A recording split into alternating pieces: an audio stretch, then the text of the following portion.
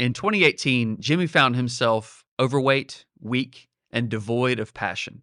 He described himself as both apathetic and pathetic, humorously remarking that he wasn't out of shape, round is a shape. A shadow of the athlete he once was, Jimmy had an impressive resume but felt uncertain about his future.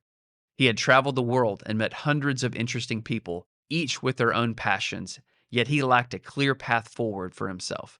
No vision of what lay ahead, his health was declining, and so were his passions, dreams, and goals.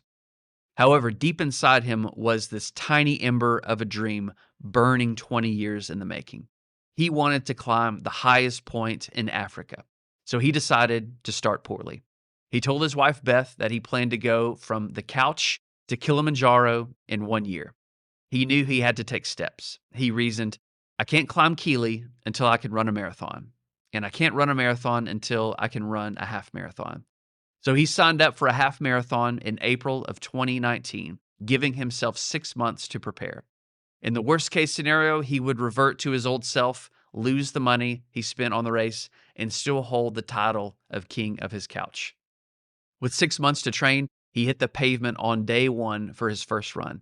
He recalls that he could only manage to run a quarter of a mile before needing to stop. So he walked, but walking wasn't quitting.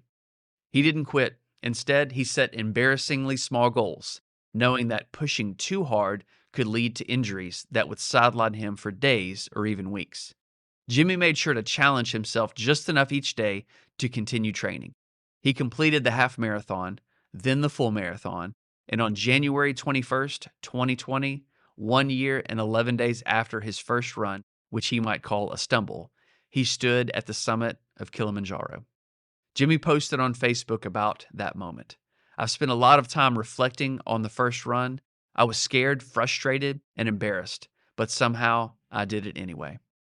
As of the writing of Start Poorly, Jimmy has traveled to the summit of Kilimanjaro 3 times and recently completed a marathon at the base of Mount Everest, the world's highest marathon. Kilimanjaro was a dream. Mission accomplished. What came next was unexpected. Fulfilling the Kili goal made him feel alive, and he thought to himself that people would pay money to have this experience, to overcome fears, complete these kinds of goals, to reach deep inside and take on a challenge that demanded everything from them. Fulfilling the Kili dream unlocked an idea for him. It unlocked Discipletrek. Discipletrek is an organization that offers faith-based adventure tours to some of the most spectacular locations on the planet. At the writing of this book, Discipletrek has over a dozen trips planned for the future. Although it's not quite a full-time job yet, Jimmy believes it will be by 2025. He feels energized and alive doing something he loves alongside others, helping them fulfill and overcome their own dreams and challenges. For more information on Discipletrek, visit discipletrek.org. Kilimanjaro, Discipletrek began with a little desire and a poor start, running a quarter of a mile and walking the rest. While on one excursion, he made the following comments on Facebook. Your finished C+ work will change more lives than your A+ work, which never gets done.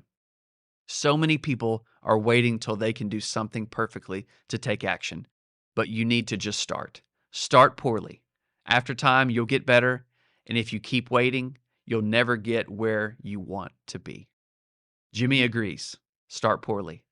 This didn't happen for him overnight, but it started with a little grit and an alarm clock. From humbled to hopeful.